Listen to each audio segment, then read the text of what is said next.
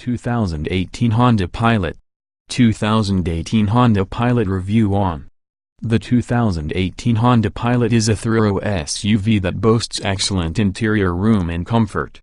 4-star overall. The 2018 Honda Pilot SUV has a lot to offer in the market for a family hauler. It has almost as much interior room as a minivan but provides a lot more capability.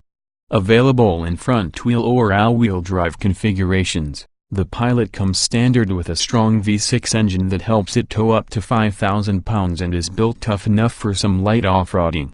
At the same time, its comfortable and feature-packed cabin provides a near-luxury experience for as many as 8 passengers. And, unlike some competitors, there's enough room behind the third-row seat for their luggage and other belongings. Although the Pilot remains a top choice in this class, there are a few minor issues that potential buyers should consider. Some of the active safety features, such as adaptive cruise control, are set up to err on the side of caution, making them seem oversensitive. We're not particularly fond of the way the optional 9-speed transmission shifts either. But despite these quibbles, we highly recommend a test drive in a Honda Pilot if you're looking for a roomy, comfortable, reliable thorough family vehicle. What's new? The Honda Pilot is unchanged for 2018. The 2018 Honda Pilot is available in 5 well-equipped trim levels designed to suit a wide variety of buyers. The EXL model for its combination of practicality, comfort and features. Standard equipment on this trim includes a leather-trimmed interior, Apple CarPlay and Android Auto compatibility, a sunroof, a power tailgate, heated front seats and on a touch sliding secondary seats. It also has the standard 6-speed automatic transmission, which we much prefer to the finicky 9-speed gearbox that comes on higher trim levels. Trim levels and features. The 2018 Honda Pilot is a thorough crossover SUV that provides a good alternative to a minivan. It is offered in LX, X, EXL, Touring and the Elite trim levels.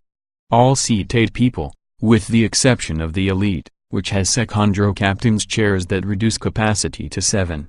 For basic family transportation, the base LX Pilot makes a lot of sense. It might be the entry-level trim, but it definitely isn't bare bones. Standard features include a 3.5-liter V6 engine, 280 horsepower, 262 pound-feet of torque, a 6-speed automatic transmission, 18-inch alloy wheels, air conditioning, a tilt and telescoping steering wheel and a 60/40 split folding third-row seat. Technology features include a 5-inch central display screen, a 7-speaker sound system, a rear-view camera, Bluetooth, an auxiliary audio jack and a USB port. If you're looking for a few more tech and safety features, then you should probably step up to the X.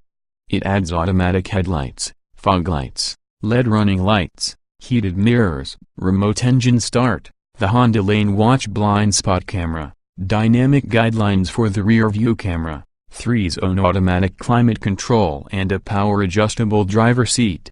Also included with the X is an intelligent traction management system, adds a snow mode for the front-wheel drive version and snow sand mud modes with AWD, an 8-inch touchscreen interface, Honda Link smartphone-enabled features, and an upgraded 7-speaker sound system with 2 additional higher-powered USB ports, satellite radio, Apple CarPlay and Android Auto compatibility, and Pandora Internet radio control.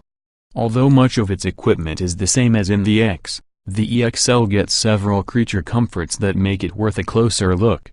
It adds a sunroof, a power tailgate, a noise-reducing windshield, a leather-wrapped steering wheel, leather upholstery, on a touch sliding secondary seats, a power-adjustable front passenger seat, heated front seats and an auto-dimming rear-view mirror. It also keeps the 6-speed transmission, which is a big part of why this trim level. For some added safety, the X and EXL trim levels both offer the optional Honda Sensing package. It adds adaptive cruise control, forward collision warning and mitigation with automatic braking, road departure intervention, and lane departure warning and intervention. The EXL can also be equipped with a navigation system or a rear entertainment system that includes a Blu-ray player with a single overhead screen, HDMI and RCA ports, 2 additional USB ports for the second row sunshades and a 115-volt power outlet. Note that these EXL options cannot be combined with each other. Near the top of the Pilot lineup is the Touring model, which has all of the EXL standard and optional equipment plus roof rails, 20-inch wheels, a 9-speed automatic transmission, automatic engine stop-start, additional noise-reducing acoustic glass for the windows, front and rear parking sensors, driver seat memory settings, ambient interior lighting and a 10-speaker sound system. The Touring is appealing, sure, and much of the equipment is useful. But the 9-speed transmission isn't as easy to live with as the 6-speed. Swinging for the fences, the top-of-the-line Elite model adds LED headlights, automatic high-beam headlight control, a full blind spot monitoring system with rear cross-traffic alert which replaces lane watch, automatic windshield wipers, a panoramic sunroof, heated and ventilated front seats, heated second-row captain's chairs which reduce maximum seating to 7 people, a heated steering wheel and HD radio. Trim tested. Each vehicle typically comes in multiple versions, although trim levels share many aspects. The S in this review are based on our full test of the 2016 Honda Pilot Touring W navigation and rear entertainment system 3.5 liters V6, 9-speed automatic, FWD. Note, since this test was conducted, the Honda Pilot received some minor revisions, such as the addition of Apple CarPlay and Android Auto compatibility in 2017. Our findings remain broadly applicable to this year's 2018 Honda Pilot, however. Driving. With ample power and respectable handling, the Pilot is among the athletes in the thorough SUV segment. It's a winner on mountain roads, easily gets up to speed, and can manage light towing and slippery surfaces with the optional all-wheel drive. Acceleration. The Pilot has plenty of power, but you have to dig deep into the pedal to make it move quickly. At full throttle it shifts decisively, and you can also manually control shifts with a 9-speed transmission. It hit 60 miles per hour in 6.9 seconds, which is a solid number for a vehicle of its size. Braking. In daily use, the Pilot's brakes provide solid braking power and an easy-to-modulate pedal. In our testing, simulated emergency stopping distances from 60 miles per hour ranged from 117 to 120 feet, which is shorter than average. Steering. Though there's relatively good precision from the Pilot's steering wheel, there's little road feel. On winding mountain roads, it's steady and predictable. What partially hurts the score in this category is its lane-keeping feature, which can be very intrusive in long, sweeping corners. Handling. No thorough SUV is light on its feet, but the Pilot feels more nimble than most. It swaps lanes confidently, and its stability control remains at bay during moderately aggressive driving.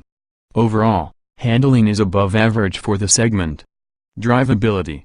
Some low-speed indecision and rough shifts from the 9-speed transmission are very noticeable to the point of intrusion. But the problem is largely at low speed and low load. Nail the gas and the Pilot moves out, sometimes spinning its tires from a standing start. Off-road.